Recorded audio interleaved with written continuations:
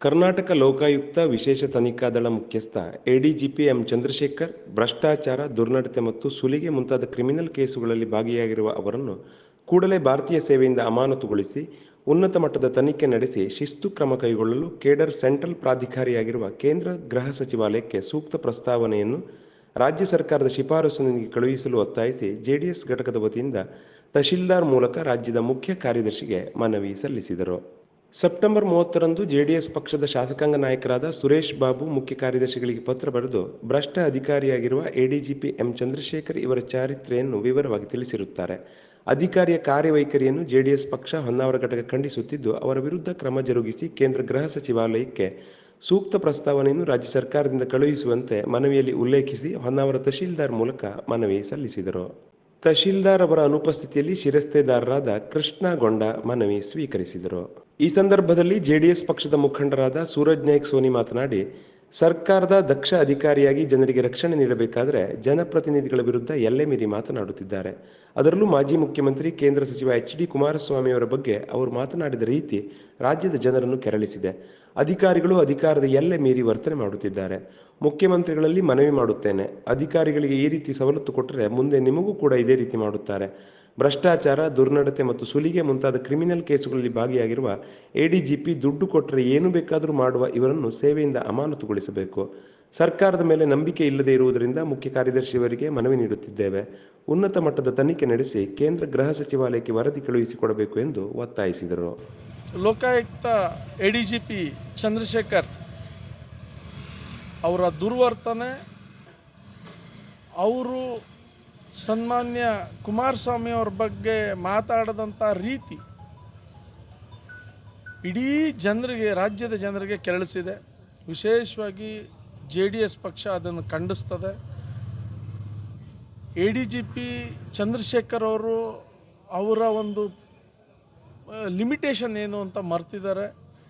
ಒಂದು ಸರ್ಕಾರದಲ್ಲಿ ದಕ್ಷ ಅಧಿಕಾರಿಯಾಗಿ ಕೆಲಸ ಮಾಡಬೇಕಾದಂಥದ್ದು ಎಡಿಜಿಪಿ ಚಂದ್ರಶೇಖರ್ ಅವರು. ಜನರಿಗೆ ರಕ್ಷಣೆ ಕೊಡಬೇಕಾದವರು, ಜನರ ಸುರಕ್ಷತೆ ಬಗ್ಗೆ ಕಾಳಜಿ ಕೊಡಬೇಕಾದವರು. ಇವತ್ತು ದುರ್ದೈವ, ಮಾನ್ಯ ಕೇಂದ್ರ ಸಚಿವರ ಬಗ್ಗೆ ಅವರ ಅರ್ಹತೆಯನ್ನು ತಿಳ್ಕೊಳ್ಳದೆ ಮಾತನಾಡೋದು, ಮತ್ತು ಗವರ್ನರ್ ಆಫೀಸ್ಗೆ ತಾನು ತನಿಖೆ ಮಾಡ್ತೀನಿ ಅಂತ ಹೇಳೋದು. ಅವರು ಬಹುಶಃ ಕರ್ನಾಟಕದ ರಾಜ್ಯದ ಮುಖ್ಯಮಂತ್ರಿಗಿಂತ ಮೇಲೆ ಕೂತಿದ್ದಾರೆ ಅಂತ ನನ್ನ ಭಾವನೆ. ಜೆಡಿಎಸ್ ಹೊನ್ನಾವರ ತಾಲೂಕಾ ಅಧ್ಯಕ್ಷ ಟಿ.ಟಿ. ನಾಯ್ಕ್ ಮಾತನಾಡಿ, ಎಚ್.ಡಿ. ಕುಮಾರಸ್ವಾಮಿ ಅವರ ಮಾತಿಗೆ ಕೌಂಟರ್ ಕೊಡುವಾಗ ಎಡಿಜಿಪಿ ಬಳಸಿದ ಭಾಷೆ ಅವರ ಘನತೆಗೆ ಶೋಭೆ ತರುವಂಥದ್ದಲ್ಲ. ಉನ್ನತ ಅಧಿಕಾರಿಯಾಗಿ ಅವರಿಗೆ ಭಾಷೆಯಲ್ಲಿ ಉತ್ತರ ಕೊಡಬಹುದಿತ್ತು. ಇಂತಹ ಮಾತನಾಡುವ ಅಧಿಕಾರಿ ಪಾರದರ್ಶಕವಾಗಿರಬೇಕು. ರಾಜ್ ಕಾಲುವೆ ಒತ್ತುವರಿ ಮಾಡಿ ಮನೆ ಕಟ್ಟಿದ್ದಾರೆ ಎನ್ನುವ ಆರೋಪವೂ ಇದೆ. ಇನ್ನೂ ಅನೇಕ ದೂರು ಇವರ ಮೇಲಿದೆ. ಇವರ ಮೇಲೆ ಸೂಕ್ತ ಕಾನೂನು ಕ್ರಮ ತೆಗೆದುಕೊಳ್ಳಬೇಕು ಎಂದು ತಾಲೂಕಾ ಘಟಕದಿಂದ ಮನವಿ ನೀಡುತ್ತಿದ್ದೇವೆ ಎಂದರು. IPS ಅಧಿಕಾರಿಯಾದಂಥ ಎಡಿಜಿಪಿ ಎಂ ಚಂದ್ರಶೇಖರ್ ಅವರು ಲೋಕಾಯುಕ್ತ ಒಂದು ವ್ಯವಸ್ಥೆಯಲ್ಲಿ ಇದ್ದಾರೆ. ಆ ಒಂದು ಸಂದರ್ಭದಲ್ಲಿ ಕುಮಾರಸ್ವಾಮಿಯವರು ಹೇಳಿರುವಂಥ ಕೆಲವು ಒಂದು ಮಾತಿಗೆ ಅವರು ಕೌಂಟ್ರ್ ಕೊಡುವಾಗ ಬಳಸಿರುವಂಥ ಒಂದು ಪದ ಇದೆಯಲ್ಲ, ಅದು ಆ ಒಂದು ಹುದ್ದೆಗೆ ಶೋಭೆ ತರುವಂಥದ್ದಲ್ಲ ಅನ್ನೋದಂತಂದು ಈ ಸಂದರ್ಭದಲ್ಲಿ ಹೇಳ್ತೇನೆ. ಯಾಕೆ ಹೇಳ್ತೀನಿ ಕೇಳಿದ್ರೆ, ಉನ್ನತ ಅಧಿಕಾರಿಯಾದವನು ಅವನದೇ ಆದ ಭಾಷೆಯಲ್ಲಿ ಪುನಃ ಅದನ್ನು ಕೌಂಟ್ರ್ ಕೊಡ್ಬೋದಿತ್ತು. ಯಾಕಂದರೆ ಹಂದಿಯನ್ನು ಹೋಲಿಸಿ ಕೊಟ್ಟಿರುವಂಥದ್ದು ಅದು ಆ ಒಂದು ಹುದ್ದೆಗೆ ಶೋಭೆ ಅಲ್ಲ ಅನ್ನುವಂಥ ಸಂದರ್ಭದಲ್ಲಿ ಹೇಳಲಿಕ್ಕೆ ಬಯಸ್ತೇನೆ.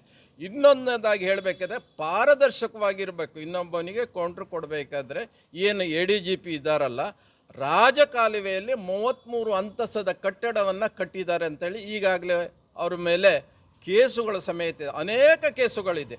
ಇಂಥ ಒಬ್ಬವರು ರಾಜ್ಯದ ಮಾಜಿ ಮುಖ್ಯಮಂತ್ರಿ ಆದಂಥ ಜನಪ್ರತಿನಿಧಿ, ಭಾಳ ಜನಮೆಚ್ಚಿಗೆ ಮುಖ್ಯಮಂತ್ರಿ ಆದಂಥ ಕುಮಾರಸ್ವಾಮಿಯವರು ಹೀಗೆ ಕೇಂದ್ರದಲ್ಲಿ ಹಾಲಿ ಸಚಿವರಾಗಿರುವಂಥವ್ರು, ಅಂಥವ್ರ ಮೇಲೆ ಇಂಥ ಒಂದು ಅವಹೇಳನಕಾರಿಯಾದಂಥ ಭಾಷೆಯನ್ನು ಬಳಸ್ತಾರೆ ಹೇಳಿದ್ರೆ ಜನಸಾಮಾನ್ಯನ ಯಾವ ರೀತಿಯಾಗಿ ಅವರು ಬಳಸಬಹುದು ಅನ್ನೋದನ್ನು ನಾವು ಇಲ್ಲಿ ಕಾಣಬೇಕಾಗ್ತದೆ.